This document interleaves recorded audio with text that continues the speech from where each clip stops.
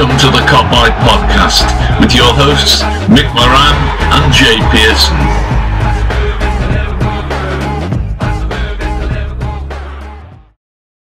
Hello everyone and welcome to a Kopite Podcast special.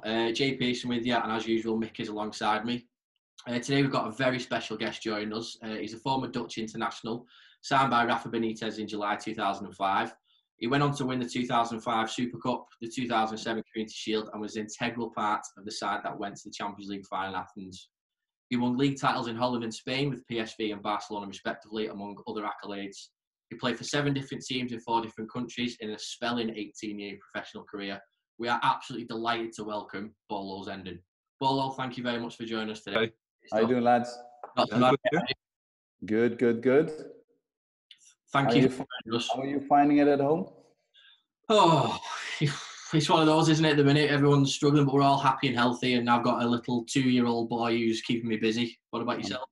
I'm sure he keeps you busy. You've got 2 boys, 5 and 8.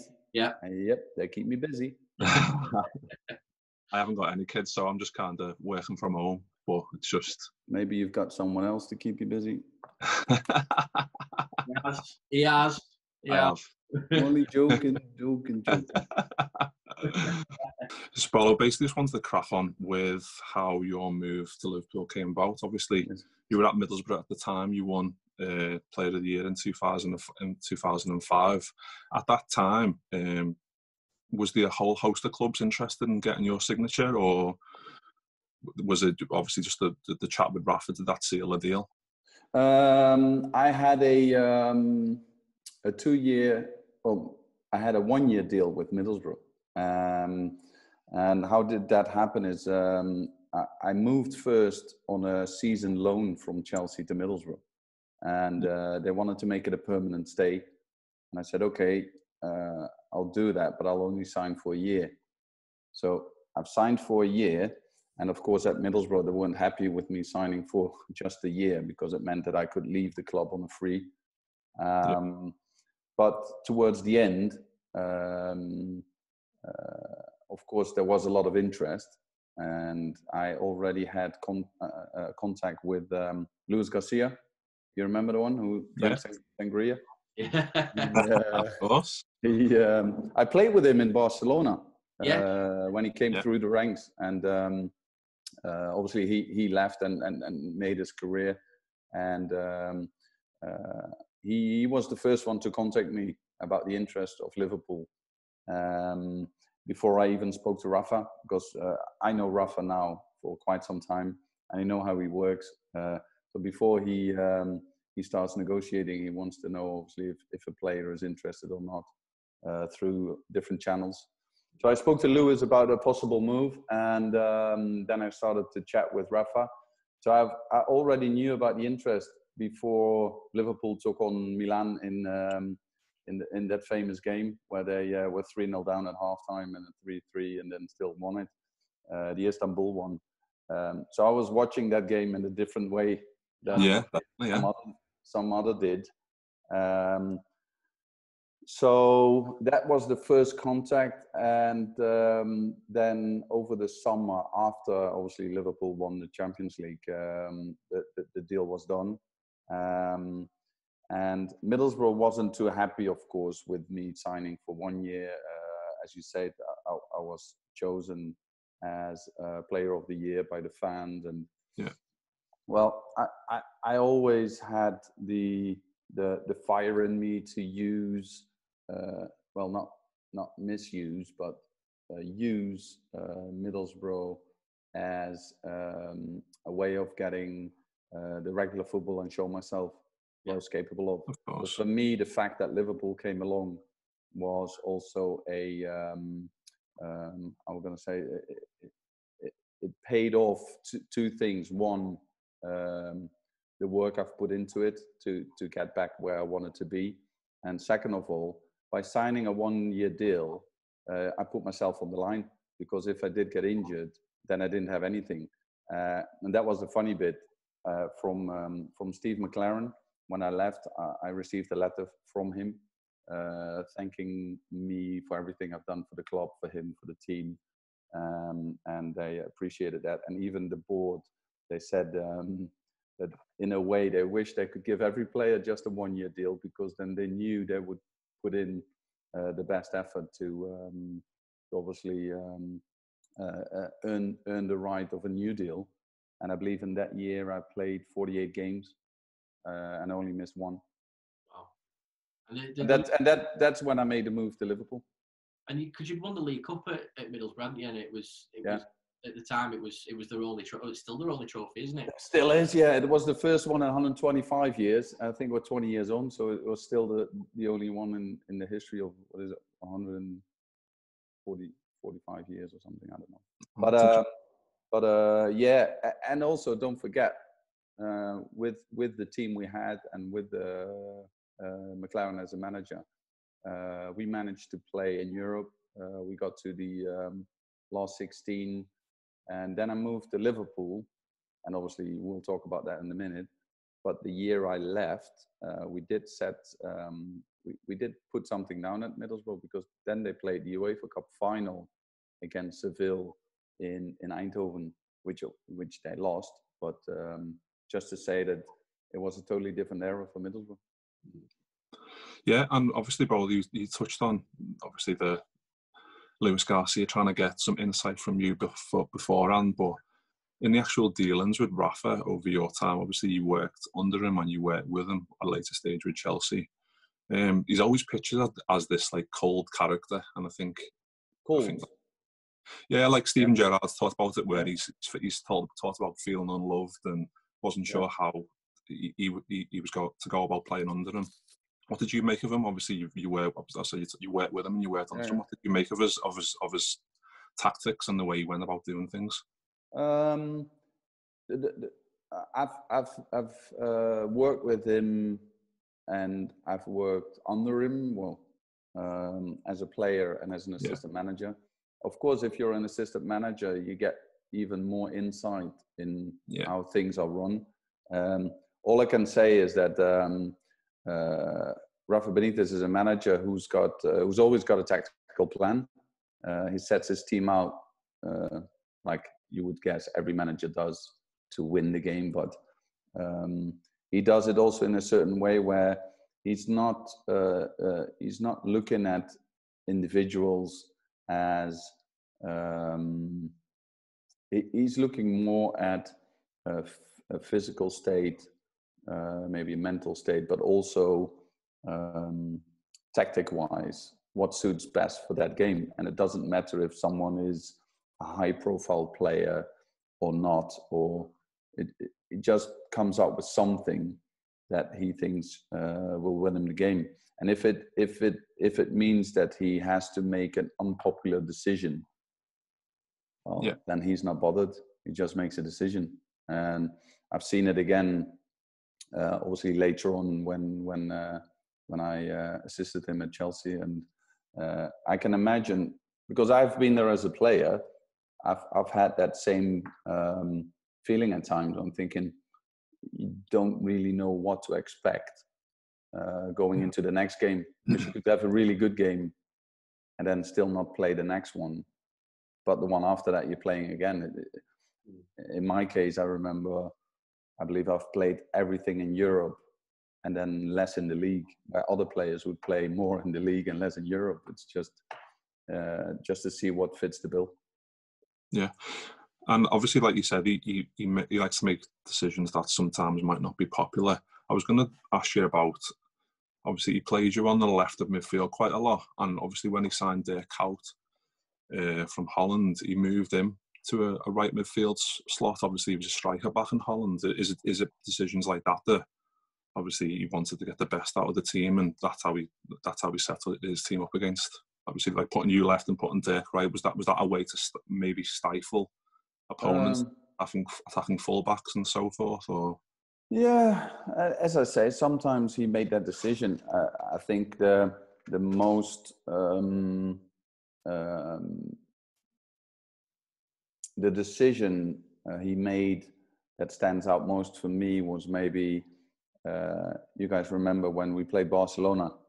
Messi was already there, and Messi was playing as a right winger, and you know he was always coming in on his left.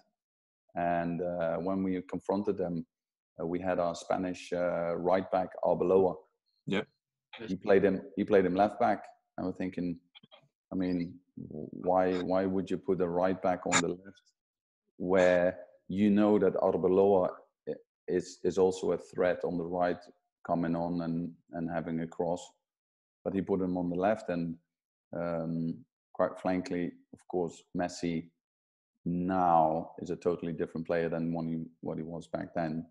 But that was one of the key factors to eliminate the danger from Messi, and it worked out fine. So that was one of his decisions as well.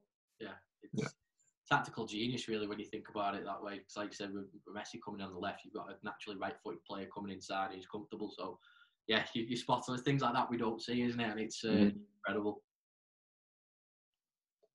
What I wanted to ask, Bolo, was when you were signing for Liverpool and you were coming into this team that had just won the Champions League, you know, you've got the likes of Didier Amann, Steven Gerrard, Xabi Alonso in the middle. Because I've felt like you've always been comfortable as a central midfield player. I mean, correct me if I'm wrong. Is that your favourite position? Was that what Rafa was saying, that's where you'd be playing, or was you be sort of in the number 10 role?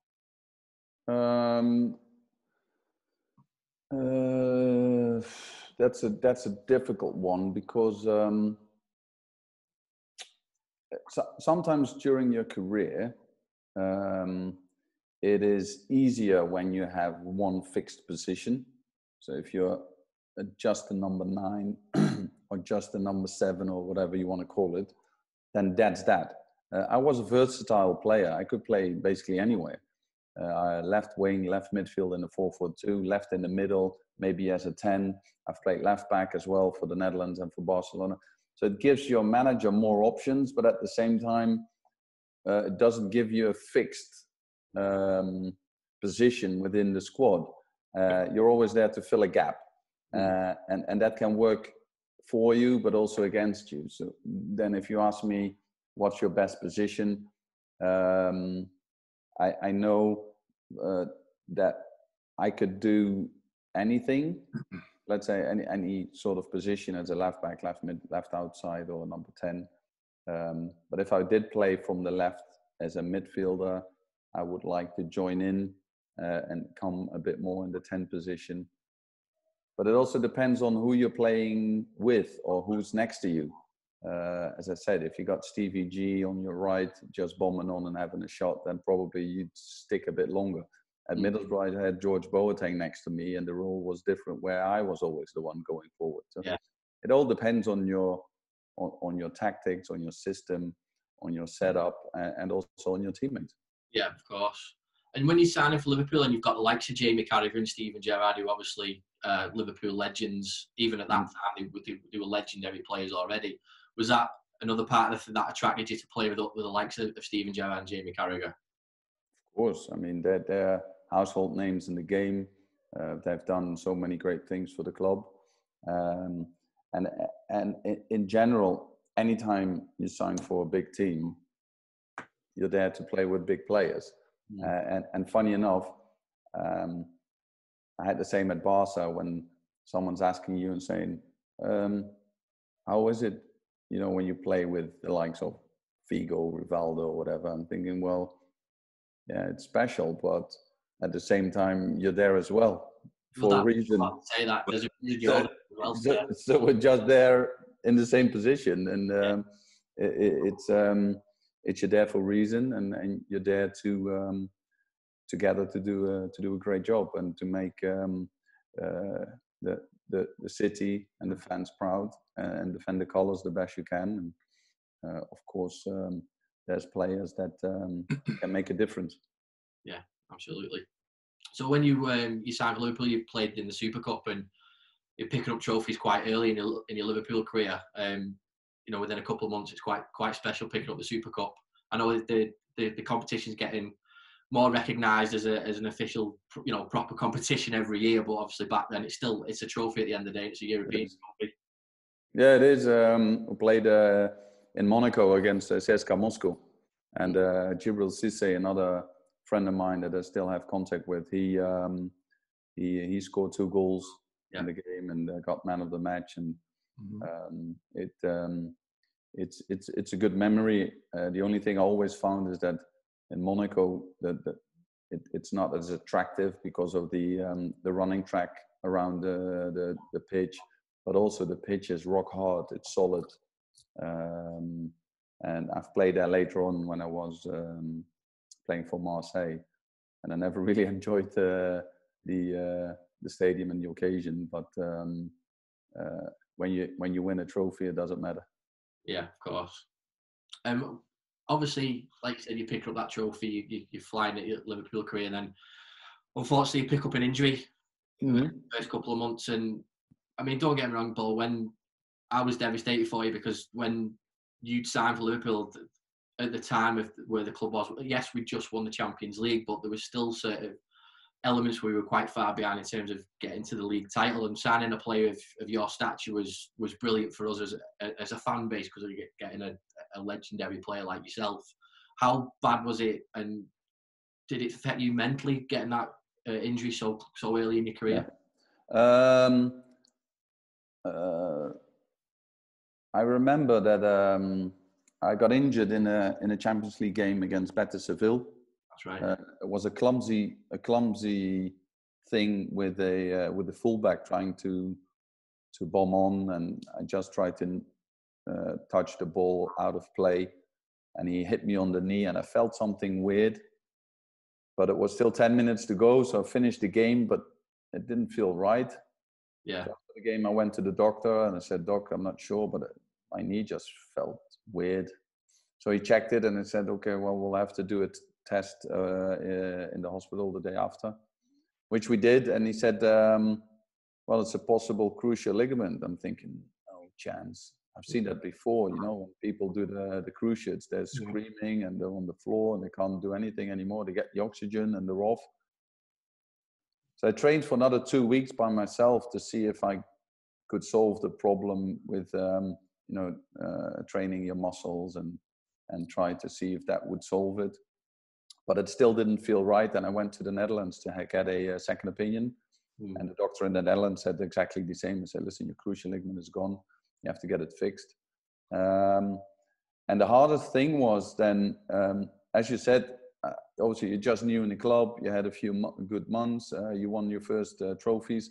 And the thing I was really looking forward to was the World Cup in Japan for club teams. Yeah. So literally on the day Liverpool flew to Japan, which is east, I flew west to the States to get my knee surgery done. And that was really a tough time for me, to be honest. Yeah. But as you say in England, take it on the chin. I mean, I'm not going to change the situation. So I did, and had the operation done, came back, and started my recovery. I trained 6 days a week at Melwood. And already back then, they had a big glass window from the gym looking onto the training pitch. And I was there day in, day out, watching the guys playing the rondos, the five-a-sides and everything. And for one thing, it was nice being with the lads every single day, which meant I was still sort of part of the team, and I went to every home game. But at the same time, it was killing every day to see the guys enjoying themselves and working where I was still working on my fitness. So that was tough, but I had a very quick recovery. And unfortunately, the FA Cup final at the end of that season came a little bit too early for me. I was maybe only 2 weeks away from full recovery where I could play games, but I was already training with the boys. Yeah. So my recovery, instead of 9 to 12 months, I think I've done it in about 6. But still too early, which for me in the end was good, because it meant that I could start my second season from pre-season. Yeah. Have a proper pre-season. That was probably best for my injury anyway, and to step into a game too early. Yeah. So that was basically my first season, yeah. So when you've just touched on it there, obviously coming back so quite, like you said, quite quickly from that type of injury, and then going into the pre-season then with, a second pre-season with sort of, with the squad, but like you just said, a full one to get yourself going, and you play the Community Shield and you pick up another trophy Liverpool. I think your second season in Liverpool, I think you'll probably admit, was really good because you were a mainstay of the side and you were vital in getting towards getting to the Champions League final in Athens. I think was your optimism coming back from India thinking, yeah, I can really make my claim in this Liverpool side now in this second season? Yeah, I felt good. I felt fine. I trained okay, and I did my bit. The only thing that happened is, I guess, somewhere in October, literally a year after my surgery, again in a game, I've done my exterior meniscus, which I needed another operation, and that took me out another 2 months. And honestly, to be injured that quickly again is never nice. And it was the same knee as well. Yeah. It took me a bit longer than I wanted. But hey, you never give up, do you? Take it on just keep going. It's the only thing you can do. So when I was back in the team, back fit again, as I mentioned, I probably played every single game in the Champions League. And obviously we're going to touch on that one in a minute. But what no one really knew was just before the Champions League final, we went on a training camp to get focused on the game, but also to get used to the weather conditions, because we played in Athens, which was going to be warm. I think we went to Murcia in Spain to train, and literally I think it was 5-6 days before the game, in training I got tangled in between Stevie G's legs on I was going to say clumsy way, where he ran in front of me, and I didn't want to tackle him, but he still fell over. And I didn't want to stamp on him, so while jumping, I put my landing foot in between his legs. But because he tumbled and turned, I always say it's like, you know, when a crocodile has his prey, he starts rolling over. Well, my ankle was tangled between his legs while he rolled. So I twisted my left ankle properly, and I had like a massive big tennis ball of fluid in my ankle. And I did shred a few tears then, because I thought, listen, there goes my Champions League final. But here you go again, you never give up. So I've worked 24/7 to get that ankle going again, together with the Spanish physio we had at the time. And well, as I said, 24/7, even at nights, we worked on it. And coming to the game, it still wasn't 100%, but it was good enough to get a start. And so I had an injection in my ankle. We got it wrapped up properly, and I already knew I wasn't going to finish the game for sure. But I had a good hour, and then that was also the idea of Rafa in the game, to sort of let me do my thing for an hour and then bring on fresh blood with Harry Kewell and see if he could make a difference. Well, before we get into the game just a little bit deeper in your feelings of playing a European Cup final, I want to bring you back to the Nou Camp. Obviously, we touched on it earlier, and it was a monumental game for Liverpool, because an English team winning in the Nou Camp, it just doesn't happen. No. But obviously, there was a lot of stuff going on before the game in terms of the press with the training camp of Bellamy and Riise and all that sort of stuff. Have you got any insights into what had gone on with Craig Bellamy and John Hannah Riise? Yeah, I do actually. I have a lot. The thing is, do I have to spill all the beans? You spill what you want, Bolo. Let it out. This is just between the three of us. Yeah, sure. Well, let's put it this way. We went on training camp. It was in Portugal to prepare for that game. And there's only one evening where we were allowed. I was going to say out, but we organized a team dinner with a bit of karaoke. And as you probably know, when you do that, there's always going to be a little bit of a drink with it. Yeah. And then all sorts can happen, and that's what happened. It was a famous night, to say the least.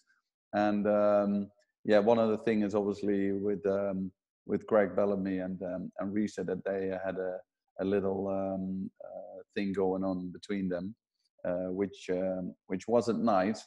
But to cut the story short, the story is short, is in the game, I believe it was Riise that gave the cross to Bellamy. Yeah. He scored a goal, and obviously he went to the corner and had a goal swing, which he had a few days earlier on John Arne. And we knew, but no one knows.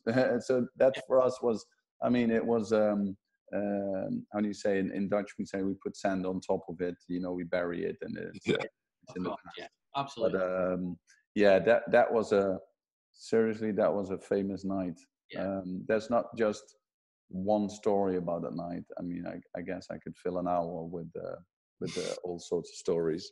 But the most important thing is, and you could even tell afterwards, that sometimes these kind of things need to happen or happen for a reason. Yeah. And it got us more together than maybe if all of this wouldn't have happened. And I agree with that. You put it to a positive, and we won the game.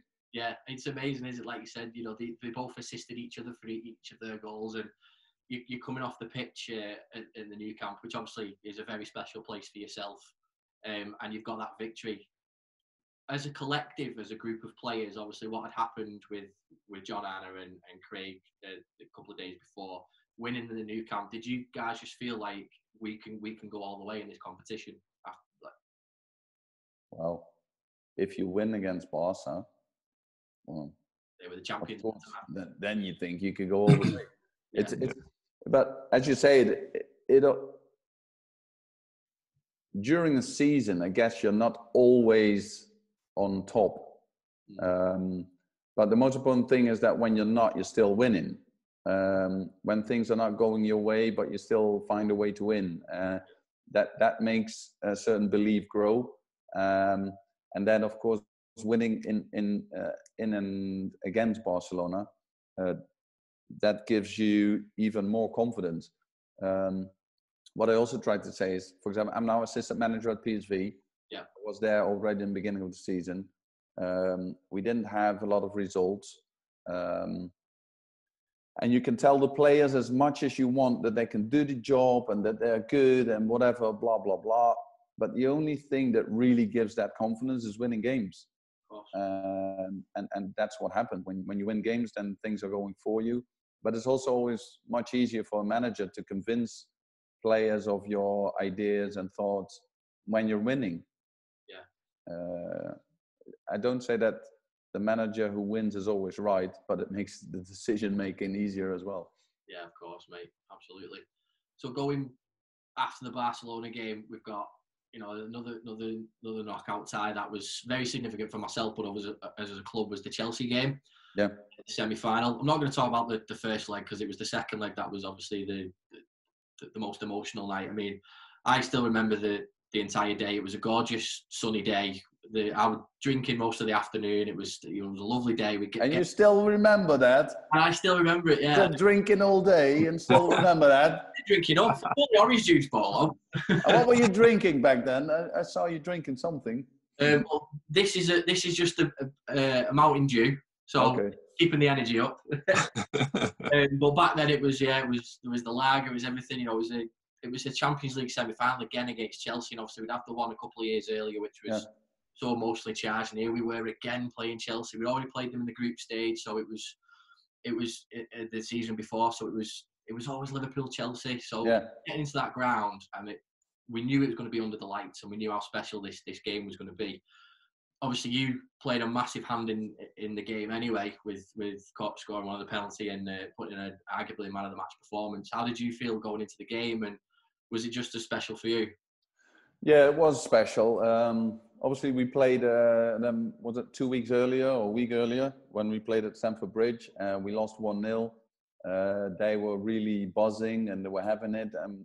We were rather calm about the result because we were thinking, okay, a 1-0, we can take that back to Anfield because we know with the likes of your support that Anfield nights, European nights, they are something different. They're special. And you got the feeling that anything is possible. So a 1-0, that is definitely possible. Then going into the game, I remember that also one of the examples of Rafa looking into details. We practiced that free kick that gave us the 1-0. Yeah. We practiced that many times in training. Right. So when the ball was there on the side of the 16-yard box, I believe I was next to the ball together with Stevie G. And we practiced exactly what we were going to do with Aga making the run from behind. To actually score that goal, you could see You could see it. You could see it in your face. You were buzzing. Yeah, I was just like, this is what we've done it for. It's like you could score a goal because you score a goal and be happy, but this is because we worked on it. It gives you an extra kind of satisfaction. And we believe that we could go all the way. Yeah, of course. And then holding on to the result, you could say they held the result as well, because I believe we had a very good one. And I had friends and family over for the game. Brilliant. And sometimes you do watch the images back, because I remember my best mate was there, and he recorded stuff on his phone, and the explosion of the goal, but later on the explosion of actually winning the penalty shootout. Even talking about it is just goosebumps. Yeah, literally goosebumps. It's something that you'll never forget. So get back to the game. So it's 1-0 after extra time, and we're going into penalties. Even then, we were rather confident. Why? Is because I played at Barca before with Peperena, and who I still talk to be honest, again. And we knew he was a penalty killer. So we're thinking, listen, this is going to happen. We're in it. So we still had to do the job, but at the same time, we're still confident. Now, I always said that Rafa came up to me and said, listen, you want to take a penalty? And I said, yeah, sure, because I knew I wanted to take a penalty. But somewhere in my mind, I don't know why, but I had the idea of taking the third one. Right. So before me saying, yeah, I'll take a penalty, before me saying, I'll take the third, and he said, okay, you'll take the first one. I think, Shit. okay, yeah, sure. And then really quickly, I said, what does it matter? The third, the fourth, or the first? You still have to score your goal. So straight away, I changed I never got that little bit of doubt get into my mind. I was just going to score that first goal, because Rafa said afterwards, we need to get off to a good start. You can't start with missing a penalty, because that will. So in a way, that also gave you the confidence to be chosen as the first one to take it. Then I obviously scored that goal.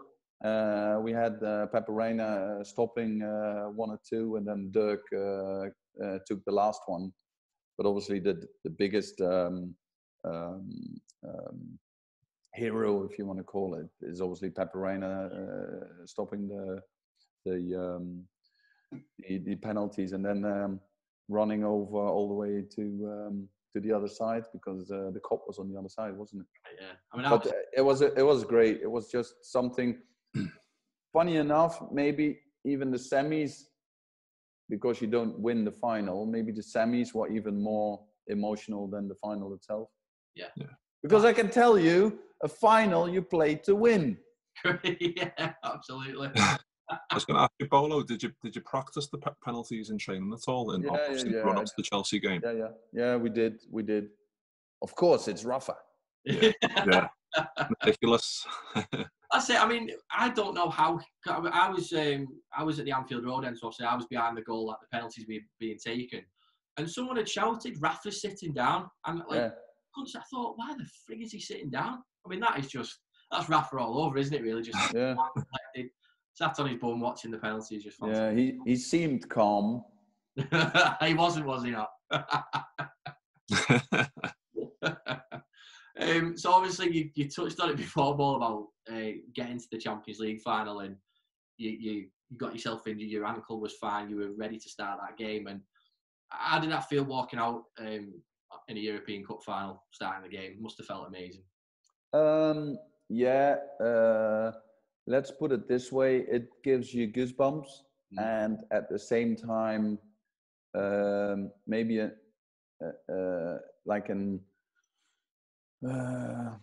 all sorts of emotions come up, because you say to yourself, listen, this is what you've done everything for. You know, you take yourselves back to the hours and hours that you've been training by yourself while being injured, the hours of working on my ankle to make sure that in 4 days' time I could make the game. It's just what you live for, is playing these finals. And of course, some players can say that they've played 5 finals and won 4 of them, or whatever more. But let's be honest, to be able to play a Champions League final is not for a lot of players. No. And also Liverpool doing it twice in 3 years, something special as well. So yeah, that's when you're there on the lineup, you're thinking, listen, this is the chance. This is when you have to do it. And also what I just said before, you play a final to win it, because you know if you don't win it,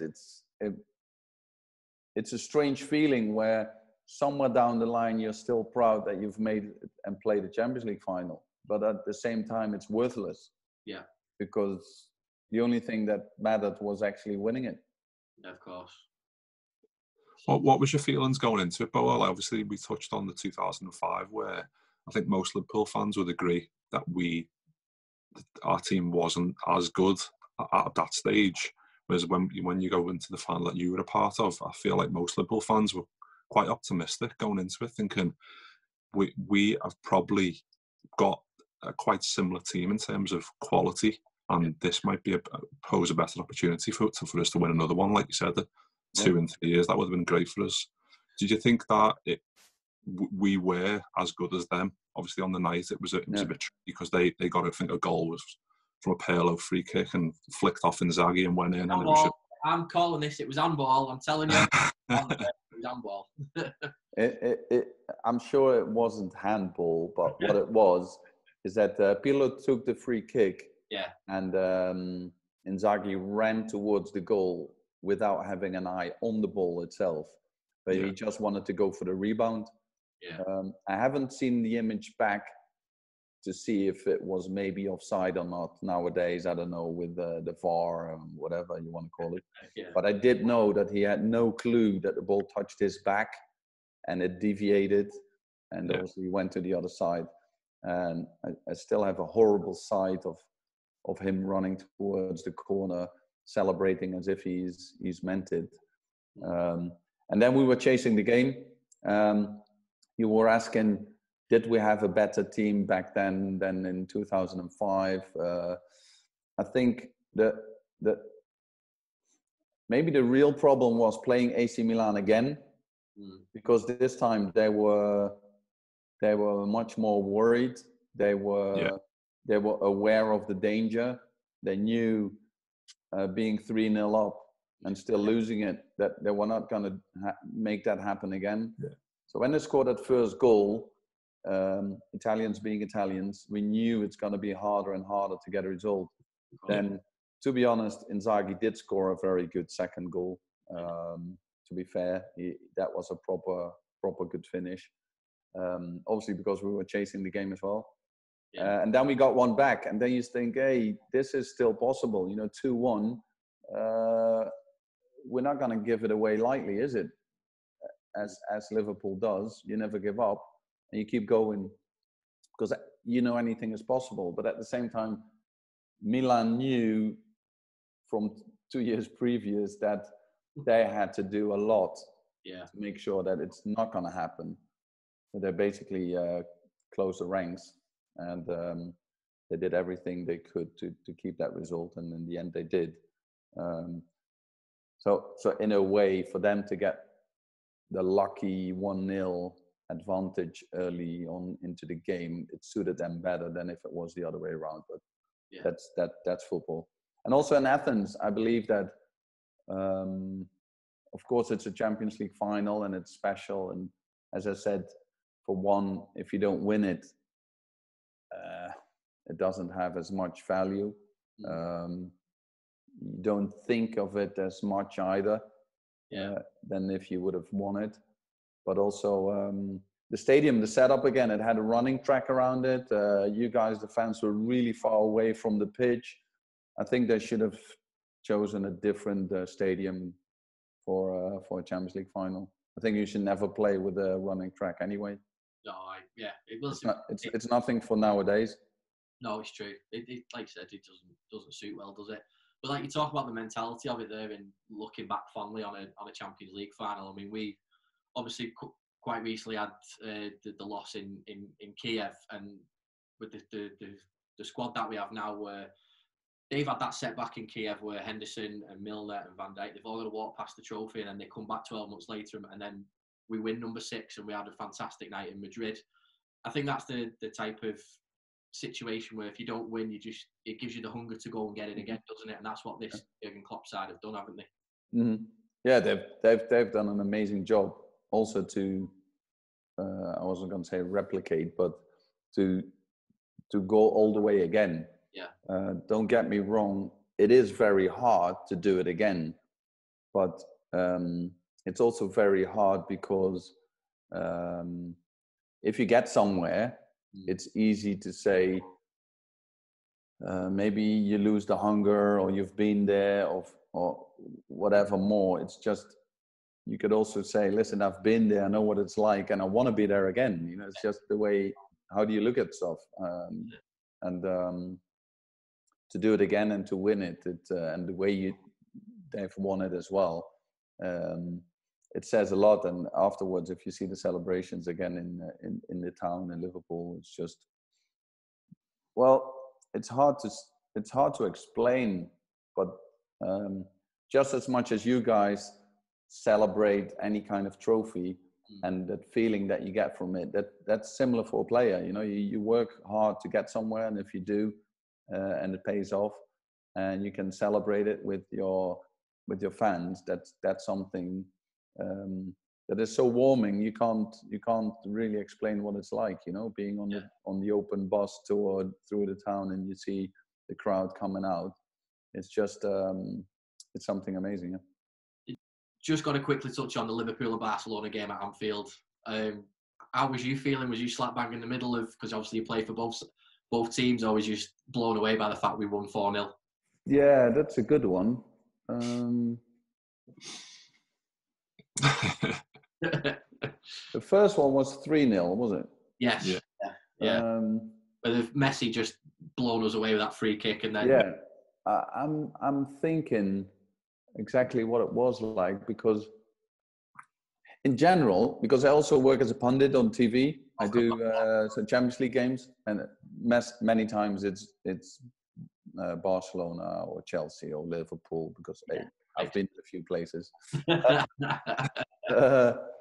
I remember, you know, when the first leg is 3-0, you always think, oh no, that second leg, it's not going to be nice to watch, you know, because, and then you're thinking, yeah, but it's still Anfield, and everybody say, yeah, well, of course, but hey, it's Barca, you know. I'm thinking, yeah, you're right. So in a way, you don't expect too much, but you could see something happen when, for example, the way you get out of the starting blocks, or if you do get that first or second goal, then all of a sudden the whole possibility is getting bigger.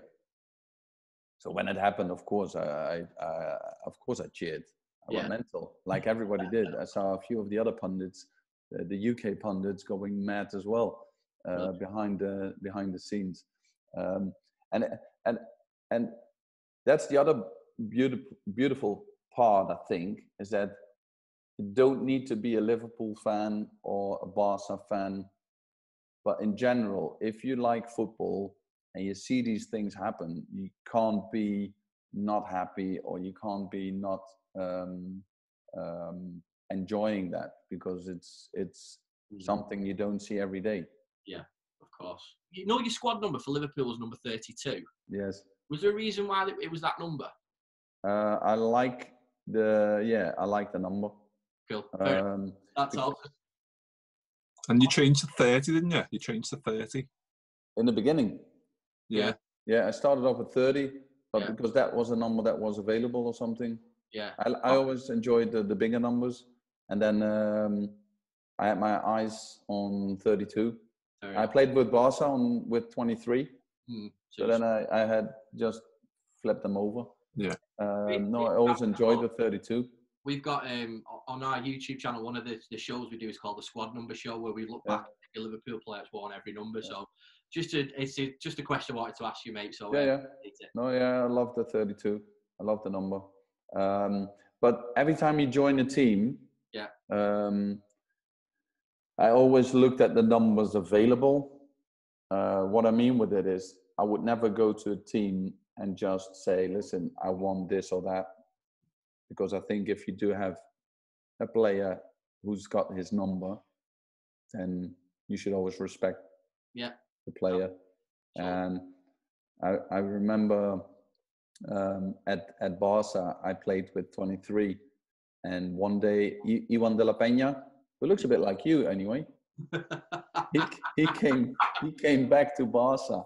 And the team manager came up to me and said, listen, Iwan de la Peña played during his previous career at Barcelona with 23. Would you like considering or giving back the number? I think, well, I've already played now 2 years with a 23, so I'll just keep it. And that was fine. But I've seen it in different clubs where a player comes in and he said, I want the 11 or the 7 or whatever, and someone gets it's not nice. It's not the way it should be. It's basically just going back to, obviously, you touched on before, Bolo, like playing with the likes of Figo and Kluivert and all those type of players, but signing for obviously Barcelona in 1998 and going on to win the La Liga. How much of a step up was it for you at that time? Yeah, well, I was still only 21 when I signed for Barca. I signed for them just before the World Cup. A lot of the players that already played at Barca, I'm obviously confronted or faced during the World Cup, and the likes of Brazil with Rivaldo. When we played the semis. But once again, it's the same. You get into a dressing room and you're thinking, okay, you're one of the lads. That's how it goes, and you're there for a reason. I've made a mark with the national team. I made a mark with PSV. Logically, you're making the next step. But I made a decision where I had interests of Inter Milan and Barca at the same time. That were the two main ones that I needed to make a choice with. And you just look at football-wise, and I thought back then Barca was the best possible suited kind of football for me. But also because you're only 21, I think that I also looked at where could I develop myself best and most, and that's when I choose for Barca. Cool. So I was just going to then take you on to, obviously, 3 years later, you then get signed by Chelsea and Claudio Ranieri, along with the likes of Emmanuel Petit and Lampard and William Gallas and players like that. How did you rate that type of Chelsea squad at that time? I think it had a really good squad. As you mentioned, a lot of big players. Players that also played at the World Cup, like you said, Emmanuel Petit, Desailly. You had Chapi Ferrer, the ex-Barca player, up front, Jimmy Floyd and Gianfranco Zola. They had Mario Stanic, who played for Croatia, also in the World Cup. so they had a very good team. So I really had the idea and the possibility and the thought that they could go places. But maybe with the team, let's say maybe with the players we've had back then, maybe we should have done better. I'm not sure. The funny thing was that when I came from Spain to England, they always said, "Oh, in England they don't train; they only play games and they don't do much in training." I'm thinking, okay, let's see this. It's a new experience, and I never ran as much in my life, in my career. I'm thinking, what's going on here? But they had obviously Claudio Ranieri, an Italian manager, who was really also into the physical part of the game. So I suppose with the Chelsea side, it was like the building blocks, wasn't it, to the eventual Mourinho title winning side? So you definitely played your part in that. Well, I'm not sure because we were okay. We still managed to play an FA Cup final, which we lost to Arsenal. As you said, you never want to play a final and not win it. So I'm not going to talk too much about that one again. No, the thing is, the real change obviously came when Abramovich came in at Chelsea, and then they really, in all terms, in all levels, they made a difference. If you want to say, of course, with the finance, the training facilities, they changed. The stadium changed. The merchandise, the own TV channels, everything got lifted to a totally other level. And yeah, of course, after that they did win the league a few times and other trophies. Yeah. So I don't want to put you on the spot, Bolo, but if you had to pick the best manager you worked under, obviously you worked under Rafa Benitez, Ranieri, Louis van Gaal, Frank Rijkaard. If you had to pick your number one manager, if you were playing on a team now and you had to pick your ultimate manager you wanted to work under, who would you pick? I think it's really hard to choose because I think they all have something in them that was really good and positive, and I guess they all have something that maybe I would do differently. I've learned from all of them in a positive way and maybe in a negative way. This is all stuff that you put in your luggage that you take with you. It's hard to choose, but for example, a type like Frank Rijkaard, I had a very good relationship with him as well during the Euros 2000.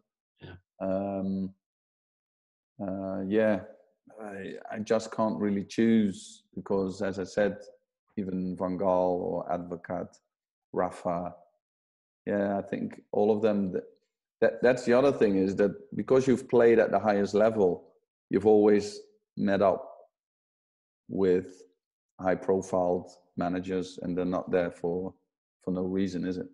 Obviously, Bolo, you touched on Euro 2000. It was quite a special one for yourself. Obviously, the way that Holland went out of it and the way they did, obviously to Italy, was you would be disappointed the way it panned out. But did you think that at that stage, getting to the semi-final, you had the quality in the team to go all the way?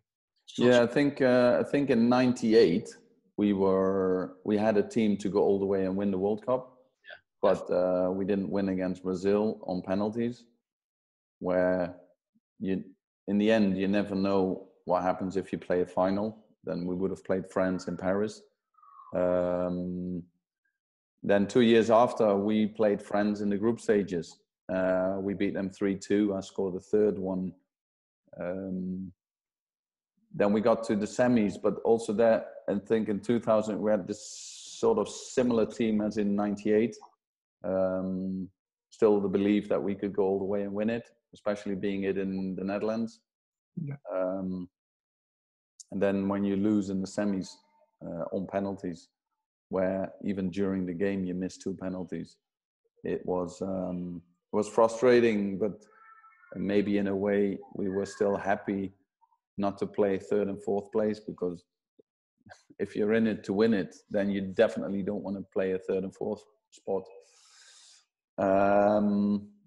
But yeah, we had a good tournament. Another story that goes with it. We in training towards the first game I played left back, I believe. The second game we faced Denmark, and the game build up to the game we trained, and Overmars was training as a right wing and I was on the left, and we had a problem where he didn't really want to play on that position. So the manager came up to me, Rijkaard, and said, listen, do you mind playing on the right? I said, listen, I do anything for the team if that's what's needed. So we started the game and I played on the right side, and I had a horrible first half. I couldn't really get past my defender. And then the second half, I saw Ronald de Boer warming up, and he was going to enter the game as a right winger. And I'm thinking, okay, I've put myself on the line here and this is it. I'm off. And then when the substitute board came on, Rijkaard actually took Overmars off and put me on the left and put Ronald de Boer on the right. And then I gave an assist and scored a goal. And that really kicked off my tournament, because the rest of the tournament I played as a left winger. And I did I had a very good tournament. I played well. Yeah. But that's one of the other examples when I talk about Rijkaard. Just want to take you back to, obviously you've worked under Rafa for Chelsea back in 2012. Is that something you've got aspirations to try and get back into, or how did that come about? Was that just a call from Rafa one day out of the blue, or how did you get? When I played at Liverpool, we were I guess 5 players that started the managerial coaching. You know, we tried to see if we could go for the badges, but we were too busy. So yeah, seriously, we had too many games. So I think after 2 or 3 sessions, we all sort of stopped with it. But Rafa always came up to me and stood next to me in training, for example, and he asked me things like, "What do you see?" I think, okay, what do you mean? And says, you know, how do you look at stuff? And he always asked me, even back then, if I considered being a manager. And I said, I don't know. I said, well, I think it suits you. And so we had a bit of a chat about it back then. But while you're playing, you're obviously focusing on playing. And when I finished at Sunderland, I still thought maybe I could play somewhere for another year, just to finish off properly with a good idea of ending my career. But things came along, but didn't suit me. Things like China or whatever, and my eldest now was only 2 months. I'm thinking, why would I go to China? 2-month-old, or on my own? Why would I go there on my own? And then Rafa called me up and said, listen, do you want to be assistant? My assistant, one of my assistants. I'm thinking, depends where, because I'm not going to go anywhere. And then he said, well, it's a top 4 side in the Premier League. So that's obviously when for me it got a bit clearer, where I believe at the time it was Mancini was at Manchester City and he was under a lot of pressure, and Di Matteo was under pressure at Chelsea. Yeah. And then I guess 2 days after, Di Matteo got relieved of his duties, and he rang me up to say I had to be in London the next day. So this is how quick it all went down. Wow. And then basically by deciding to join him, that also sort of was the end of my playing career then. For me, it was perfect, because obviously we love Rafa Benitez, obviously, and to have a look at him with Chelsea and then to see you by his side as well, I just thought, like, looking back for the working relationship you guys had at Liverpool, I thought it was the perfect thing. And then to win the Europa League on a management team is brilliant. Well, you all know that Rafa had a very tough spell going to Chelsea because there was the press always out to look at the negatives. Yeah. And if 10% is not happy with his arrival, then they'll focus on the 10%. So it wasn't like everybody was, but that's the whole idea of putting a certain pressure or I'd say to create a certain situation, which wasn't nice. But Chelsea weren't in the best position. That's why they changed manager. And then, of course, I remember while being there, we still managed to go to the all the way in the tournaments. So funny enough, what I didn't do with Liverpool as a player, I went with Chelsea as an assistant manager to Japan to play the World Cup. Yeah. So it for me still was something strange to say, listen, as a player, I never made it because of my cruise ship. And then I still got to get there and experience it in a different way. In a different way. And once again, we lost the final 1-0, so you don't want to think about it too long, but at least it was another experience. And we still managed to finish third in the league and play semi-finals in the FA Cup against Manchester City. And we played that final in Amsterdam. In Amsterdam, you know, where they have a smoke and a pancake. Austin Powers is far. Gold member. Love a bit of gold member there, Bolo.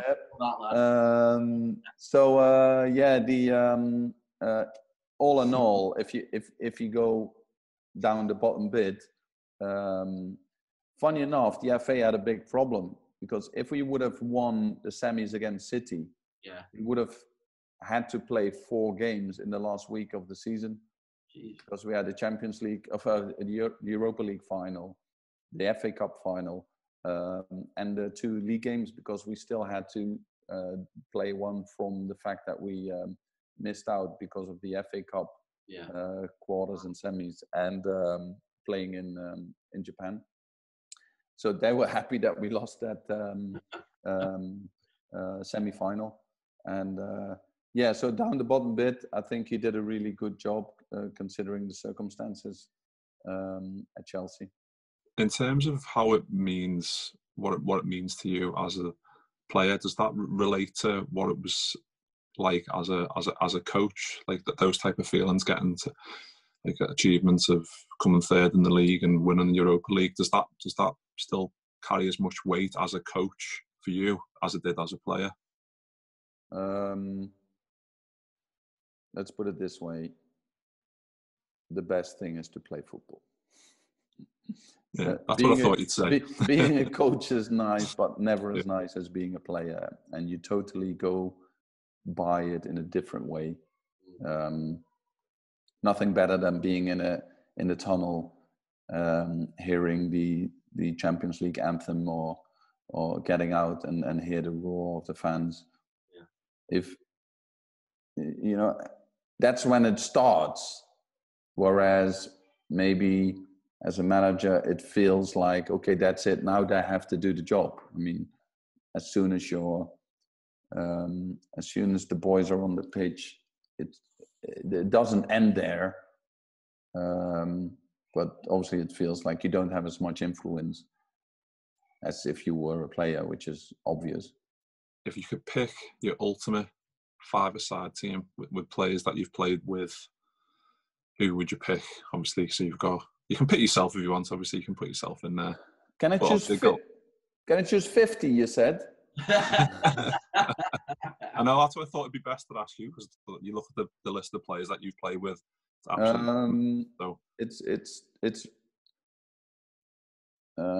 It's obvious to say that it's too hard to choose, but sometimes I make it easy for myself to say, listen, I'll do it, but I'll just choose the Dutch players. No, it's really, I know where to start. I guess I'll start with the goalkeeper, Edwin van der Sar. As a striker, I would pick Ronaldo, the Brazilian Ronaldo. So that's 2, and I only got 3 left. So how can you choose 3? They always say if you play 5-a-side, the one who's got the best defense wins. But I don't like to defend. As in, I prefer to score. You know, Johan Cruyff's philosophy: as long as you score 1 goal more than the opposition, you'll win it. Yeah. Which Liverpool does as well at many times. Score goals. Then, if I have to go up front, I would. As a defender, I would take Jaap Stam any day. Sure. I'm sure that he'll make sure not even a mouse would pass. So then I only have 2 picks left. Oh, this is too hard, guys. What are you doing to me? Maybe I would choose Philip Cocu. Yeah. Because he could play in any position. He's a tactical mastermind, reading the game, and fill any gap, score a goal, link up. You've got the likes of Figo, you've got Rivaldo. Yeah, Figo, Rivaldo. Guardiola, there's too many. Xavi. Where do you start? Just pick yourself, Bolo. There you go. There's the 5. Pick yourself, Bolo. Okay, I'm always in for a 5-a-side. Yeah, no worries. Just because I can't choose. Absolutely. Well, listen, Bolo, we really, really appreciate your time. And, you know, much love to you and the family, and keep safe, stay safe. You too. And hopefully we'll get you back on in a couple of months' time. Yeah, sure. Once Liverpool are Premier League champions, you want to come back on? Is that not tomorrow already then? I hope so. We wish. I hope so. And then when you do come on, say, "You're right, lads. You've done it again, lads." I could talk all day to you. We really could. I guess so. Especially now, having nothing else to do. Oh, this is it. Well, thank you so much, mate. And we'll stay in touch, guys. Yeah, and we appreciate everything. All right. Okay. Thank you so much, Cheers, mate. Bolo. Bye, guys. Cheers. Go Robbie, go Robbie.